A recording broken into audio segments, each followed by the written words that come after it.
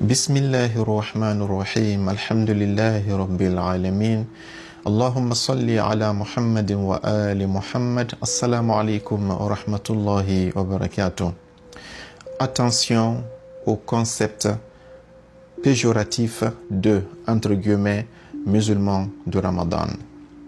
Nous avons tendance à qualifier ces musulmans et ces musulmanes qui ne s'intéressent à l'islam que pendant le mois de Ramadan et qui disparaissent après le mois de Ramadan et tombent dans leur travers d'avant Ramadan comme étant des musulmans du Ramadan ou des concepts similaires. Nous verrons que cette attitude de se moquer de ces gens a des conséquences mais dévastatrices, non seulement pour les prédicateurs, les imams, les ustaz, les cheikhs, mais pour le musulman lambda que nous sommes, mais aussi des conséquences dévastatrices, même pour les personnes qui sont victimes de ces moqueries-là. Et on verra des versets qui sont complètement, catégoriquement contre ce type de comportement. Et en fin de compte, on va vous démontrer que d'une manière ou d'une autre, tous les musulmans sont des musulmans de Ramadan, Inch'Allah Ta'ala. Commençons par le prédicateur. Monsieur l'imam, monsieur le cheikh, monsieur le oustaz, pendant 11 mois, tu as prêché, tu as parlé, tu as crié sur les mimbars, tu as crié dans tous les micros, tu as fait des bayans, tu as fait des lives, tu as fait des vidéos. Mais ton voisin avec lequel tu habites, le fils de ton oncle ou bien la fille de ta sœur, ils n'ont jamais accepté tes messages. C'est quand le mois de Ramadan est venu que tu vois ce jeune venir dans ta mosquée. C'est quand le mois de Ramadan est venu que tu vois cette fille lever les mèches et porter le voile. Qu'est-ce que ça veut dire pour toi? Ça veut dire que non, ces personnes sont réceptives à l'islam, mais que c'est toi qui n'as pas pu toucher leur cœur.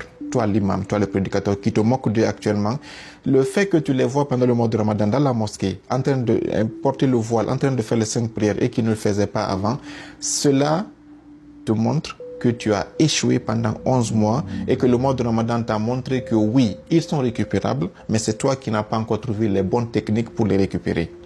Donc, au lieu de te moquer d'eux, remets tes techniques de bayana en cause, remets tes techniques de prêche en cause, remets ta méthodologie de communication en cause pour savoir que le Ramadan t'a montré que oui, ces gens sont récupérables et que le Ramadan se tape la poitrine pour dire que moi, j'ai réussi à les amener ou toi, tu as échoué de les amener sur la droiture. Ça, c'est la première leçon pour toi, le prédicateur. Donc, c'est un regret que tu aurais dû ressentir, toi qui conseilles, toi, le prédicateur. Au lieu de te moquer de ces gens, tu aurais dû regretter, te remettre en cause pour pouvoir affûter encore mieux tes techniques, pour pouvoir toucher les cœurs des gens encore plus davantage. Le deuxième point, c'est que toi, le prédicateur, ici, en te moquant d'eux, tu deviens un barrage entre eux et la droiture. Pourquoi?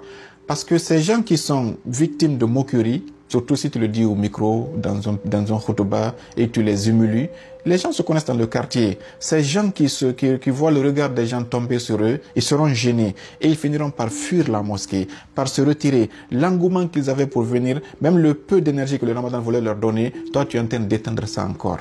Tu vois les deux conséquences graves que tu as. Non seulement tu n'as pas pu les amener à la lumière, le Ramadan les a amenés dans la lumière, mais toi, par tes moqueries et par ta bouche et ta langue, tu essaies encore d'éteindre la lumière que le Ramadan est en train de leur donner. La seule responsabilité que tu devais faire, après avoir regretté, c'est de te poser une question. Le Ramadan te lance un défi, te dit que tu as 30 jours.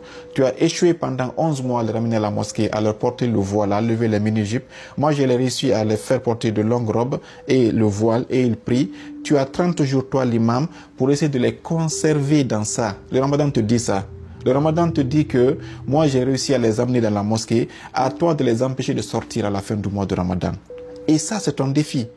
Il y a déjà la moitié du Ramadan est passée. Peut-être maintenant, c'est les 10 derniers jours qui restent. Ils seront encore plus nombreux avec les qiyamul que vous faites, même si c'est pas très recommandé. Mais fais tout pour que pendant ces 10 derniers jours, que tu puisses avoir des phrases, des comportements, des actions qui vont toucher les cœurs de ces gens afin qu'ils puissent rester. Afin que cette fille-là qui a pris le voile, qu'elle ne la lève plus durant toute sa vie. Là, tu l'as réussi, toi, le prédicateur. Afin que ce monsieur qui a laissé l'alcool là et qui ne touche pas l'alcool pendant les 30 jours là, fait qu'à la fin du mois de Ramadan, qu'il continue à rester dans le cadre de ceux qui ne sont plus attirés vers l'alcool. Tu dois l'aider avec des versets, avec des comportements. Tu dois aider ce barman qui avait un maquis pendant 11 mois, tu n'as pas pu fermer le maquis. Le Ramadan a fermé le maquis. Essaie de l'approcher et de changer ses marchandises. D'ici que la fin du mois de Ramadan, au lieu de vendre de l'alcool, ils vendent du jus et d'autres aliments qui sont licites. C'est ton devoir. Tu devais tout faire pour que ce jeune homme qui était drogué, qui ne vient jamais à la mosquée, mais qui maintenant a arrêté la drogue et qui vient maintenant prier, qui ne priait jamais, qui a commencé les 5 prières, c'est ton devoir de le conserver dans la mosquée afin qu'après le mois de Ramadan, il continue à avoir cette énergie que le Ramadan lui a donnée. Ce monsieur qui a laissé sa copine pendant 30 jours et qui a rendez-vous avec elle le jour de la fête, c'est toi qui dois faire pendant le mois de Ramadan qu'il arrive à rompre avec elle de façon définitive et à tisser une relation licite vers le mariage après le mois de Ramadan. C'est ton rôle, toi le prédicateur. Mais au lieu de tout faire tout ça, tu es piégé par ton orgueil et tu es en train de te moquer de ces gens-là. Subhanallah. Allah nous réveille. Pour toi, le musulman lambda, on a vu que si tu te moques de quelqu'un, tu as vu ce verset. On va lire le verset 11 de la sourate Al-Hujurat. Bismillah ar-Rahman ar-Rahim. Ya ayyuhalladhina amanu, la yaskhar qawmun min qawmin, asa yakunu khayran minhum. Qu'aucun groupe ne se moque d'un autre, car il se peut que ceux que vous vous moquez là, ils sont chez Dieu supérieurs à vous. Wala nisa min nisa, que des femmes ne se moquent pas d'autres femmes. Asa an yakuna khayran minhum, car ces femmes-là que vous vous moquez, il se peut que chez Dieu, dans la science invisible d'Allah, ces femmes-là sont mieux que vous qui pensez que vous êtes mieux qu'elles et que vous moquez d'elles. Il finit, voilà, talmizu anfusakum, arrêtez de faire la médisance. C'est le deuxième danger pour toi, le musulman lambda.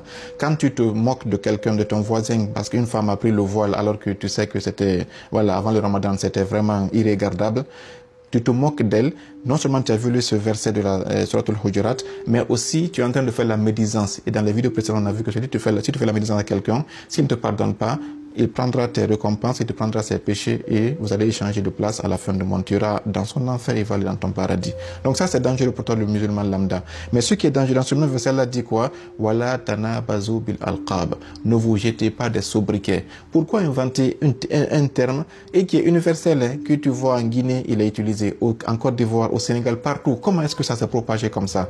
Il y a une main noire derrière cela pour vous gâter vos récompenses. Pendant qu'il est temps d'amasser des milliards de récompenses, vous faites utiliser ce terme et toutes vos récompenses sont en train d'aller vers ceux que vous êtes en train de vous moquer, comme on a vu dans la vidéo précédente. Ne soyez pas parmi les plus perdants des musulmans à la fin du monde.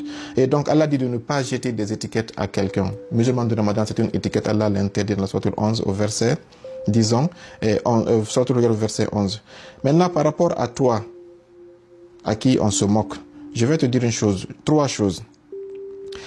Comme tu as pu prendre le voile pendant le mois de Ramadan, ma soeur, ça montre donc si tu le veux, tu peux. Tu as fait 11 mois, c'est des dépravations, des mœurs, c'est les mini-jupes, tout ça. Pendant le mois de Ramadan, tu as levé tout ça. Ça montre donc que tu as une preuve à ton cou qui montre que oui, Dieu, si je veux, je peux. Si je n'ai pas fait pendant les 11 mois ce que j'ai refusé par exprès. Donc ça, c'est toi qui viens à la mosquée et qui fais les 5 prières pendant le mois de Ramadan, tu ne le faisais pas avant, tu as montré à Dieu que si tu veux faire les 5 prières, tu le fais. Si tu n'as pas fait pendant les 11 autrement, c'est parce que tu as refusé. Tu n'as pas d'argument sur Dieu.